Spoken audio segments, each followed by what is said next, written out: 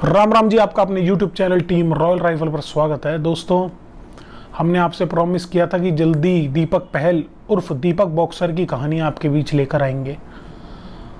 थोड़ी research work ज़्यादा था, थोड़ा कहानी भी अच्छे से डिटेल से सुनाएंगे, इसीलिए आज कहानी बैठकर सुना रहे हैं, खड़े होकर नहीं। आप लोगों को बता दें, जब ये कहानी के बारे में दीपक पहल के दीपक बॉक्सर के बारे में मैंने रिसर्च करी तो मैंने एक चीज़ पाई कि कई बार हम सीरीज़ देखते हैं, मूवीज़ देखते हैं, कोई डॉक्यूमेंट्री पढ़ते हैं, देखते हैं, तो हमें कहीं ना कहीं इंटरेस्ट जागता है उसके बारे में और जानने का। और आप लोग उस डॉक्यूमेंट्री के या उस सीरीज़ के लोगों को, जो कैरेक्टर है, उनको आप बाकायदा फिर सर्च भी करते हो। वैसी कुछ कहानी मुझे दीपक पहल उर्फ दीपक बॉक्सर की लगी। और अगर दीपक के ऊपर कोई मूवी बने या कोई सीरीज़ बने तो मैं आपसे वादा करता हूँ कि ये सीरीज़ बहुत ज़्यादा हिट होगी। क्यों? क्योंकि इसके पीछे एक रीज़न है। आज अगर दीपक पहल गैंगस्टर ना होता तो मैं 200% आपको लिख कर दे सकता हूं कि ओलंपिक्स में देश के लिए वो मेडल ला रहा होता। उसके ग्रुप के, उसकी एकेडमी के लड़के, जैसे कि हम बात करें अमित पंघाल और मनीष कौशिक, ये लोग ओलंपिक्स जा चुके हैं, देश को रिप्रेजेंट कर चुके हैं। और कहीं ना कहीं अनिल मलिक, जो उनके कोच थे दीपक पहल के और बाकी बच्चों के, उनका ये मानना था कि दीपक पहल उनसे 20 था, ना कि 19 था, यानी कि उनसे कुछ ना कुछ वो और एक कदम अच्छा ही था। तो दोस्तों, आप अंदाज़ा लगा सकते हो कि कैसी कहानी रही होगी। पूरी डिटेल में आपको कहानी सुनाते हैं स्टार्टिंग से। दीपक पहल का जो गाँव है वो है सोनीपत का गन्नौर। बहुत ही फेमस गाँव है, अगर आप दिल्ली चंडीगढ़ जाते हो तो आपने पक्का गन्नौर का नाम सुना होगा। पहल गोत सरनेम है और जाट बिरादरी से है जो दीपक पहल है। पढ़ने लिखने में बहुत मन नहीं था, खेल कूद में ही मन रहता है गांव के लड़कों का, और खेती बाड़ी में, यारी दोस्ती में, कुछ ऐसे ही स्वभाव का था, जिससे कह सकते हो आप एक जो प्रॉपर गांव के देसी बालक हो कराएं, वही सिस्टम था। और 9वीं क्लास में उसने पढ़ाई लिखाई छोड़कर अपना एक सपना देखा था कि अब मुझे खेलना है और बॉक्सिंग ही करनी है और देश के लिए मेडल लेके आना है, वो भी ओलंपिक्स में। ये सपना कहाँ से जागा? ये सपना जागा 2008 में, जब विजेंदर सिंह ने देश के लिए ओलंपिक्स में ब्रॉन्ज मेडल लिया था। वो एक ऐसा दौर था, वो उसको आप कह सकते हो कि हरियाणा का जो स्पोर्ट्स का टाइम था, एरा था, वो एक गोल्डन पीरियड था। चाहे सुशील कुमार हो, विजेंदर सिंह हो, या और भी बड़े बड़े खिलाड़ी जो हुए हैं, वो एक ऐसा एरा था जब सपोर्ट किया था गवर्नमेंट ने भी, भूपेंद्र सिंह हुड्डा सरकार ने भी उस टाइम। आज भी बहुत पैसे मिलते हैं और आप कह सकते हो कि हरियाणा में नंबर 1 खेलों को माना जाता है। इसलिए माना जाता है कि हरियाणा गवर्नमेंट अब तक भी सपोर्ट कर रही है खिलाड़ियों को। तो 2008 में बहुत से लोगों ने ये सपना देखा था कि अब हम बॉक्सिंग करेंगे और विजेंदर सिंह बनेंगे।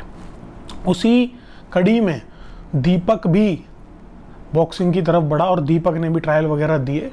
और साई, सोनीपत में है जगह, साई में उसका सिलेक्शन भी हो गया था। साई है sports authority of India Sonipat. वहाँ पर ही उनकी मुलाकात अपने कोच अनिल मलिक से हुई। और 2008 में पहली बार नवंबर था वो महीना जब ये एकेडमी गया। और उसके बाद बता देंगे, इसने इतनी मेहनत करी दीपक ने, इसके बस एक ही जुनून सवार था, मेडल। ये अपने कोच से भी हमेशा बोला करता था कि सर, कोच साहब, मुझे बस नाम कमाना है। अब कोच साहब को क्या पता था उस टाइम कि नाम होगा, बट उस चीज़ में नहीं जिसमें दीपक ने सोचा था, दीपक के कोच या दीपक के परिवार ने सोचा था। नाम आज हुआ है, बट हुआ है दूसरे रास्ते पर, एक गलत रास्ते पर, एक काले रास्ते पर। दोस्तों, 1 साल के अंदर अंदर ही 2008 में इसने बॉक्सिंग शुरू करी और 2009 तक इसने अपना जो इसके अंदर कैपेबिलिटी थी, बताते हैं एकेडमी के भी लोग कि दीपक कभी डरता नहीं था। और उसी की वजह से कभी उसने हार नहीं मानी और 1 साल के अंदर अंदर ही उसने अपना लोहा मनवा दिया था। फिर दीपक ने कभी मुड़ के नहीं देखा और दर्जनों मेडल उसने जीते। 2011-12 में उसका इंडियन जूनियर बॉक्सिंग टीम में सिलेक्शन हो गया। बहुत बड़ी बात होती है दोस्तों, इंडियन जूनियर बॉक्सिंग टीम में उसका सिलेक्शन हुआ। उसके बाद 2012 का एक ऐसा दौर आया कि जितने भी लड़के सपना लिए बैठे थे अपने दिल में, अपना घर छोड़ के प्रैक्टिस करते थे, IABF जो बॉक्सिंग फेडरेशन है इंडियन, उसको इंडियन गवर्नमेंट द्वारा सस्पेंड कर दिया गया, उसको बैन कर दिया गया। कुछ इलेक्शंस की गड़बड़ हुई थी उस टाइम और अगले 4 साल तक वो बैन रही। वही एक दौर था जहां बहुत से खिलाड़ियों ने ये जो उनके मन में सपने थे उनको छोड़ दिया और फिर वो कमाने धमाने के बारे में सोचने लगे। बट दीपक जो है लड़का दीपक था, उसके लिए एक ही जुनून था, देश के लिए गोल्ड। बट एक गलत कदम उससे हो गया। उसने क्या किया, टीनेजर था एक उसी के साथ का लड़का था, उसके मुक्का मार दिया था। आपसी कहा सुनी हो गई थी, लड़ाई हो गई थी, जिसके बाद साई से उसको सस्पेंड कर दिया गया। इंडियन जूनियर बॉक्सिंग खेला था वो, तो वो सोचता था कि चलो कोई नहीं, मैं सस्पेंड हो गया हूँ, मैं प्रैक्टिस करूंगा, मैं नौकरी करूंगा कहीं ना कहीं और आर्मी वगैरह की भर्ती मारूंगा। वो एक सपना था उसका। फिर 4 साल तक का जो 2012 से 2016 का जो गैप था उसमें वो बहुत परेशान रहा। और वही एक ऐसा पीरियड था जब वो उसकी मुलाकात होती है जितेंद्र गोगी से। जितेंद्र गोगी कौन है ये हमें बताने की जरूरत नहीं है। दिल्ली में टिल्लू गैंग और जितेंद्र के साथ जो चल रही है जितेंद्र गोगी के साथ, अब भी जितेंद्र गोगी की हत्या के बाद भी वो गैंग वॉर आज भी जिंदा है, उसके बारे में सब जानते हैं। तो गोगी को कहीं ना कहीं बताते हैं कि तलाश रहती थी ऐसे लड़कों की जो स्पोर्ट्स खेलते हो, जैसे कि कुश्ती के पहलवान या फिर जो बॉक्सर हो। तो गोगी ने दोनों हाथों से दीपक का अपनी गैंग में स्वागत किया। बट जो क्राइम में पहली बार दीपक का नाम आया वो आया था 2016 में, जब गोगी को भगाया गया था पुलिस के, जब वो हिरासत में था, जिसके बाद दीपक को भी अरेस्ट कर लिया गया और 1 साल के अंदर अंदर दीपक की बेल हो गई।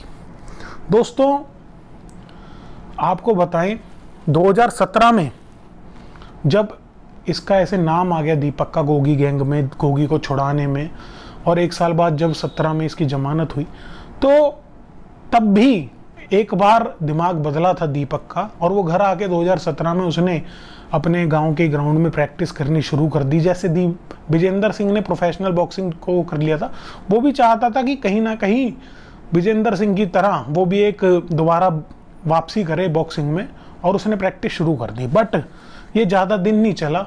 2018 में जितेंद्र गोगी पर जब पुलिस ने 4 मर्डर केस और मकोका लगाई, तो दीपक पहल के ऊपर भी, दीपक बॉक्सर के ऊपर भी पुलिस ने मकोका लगाई।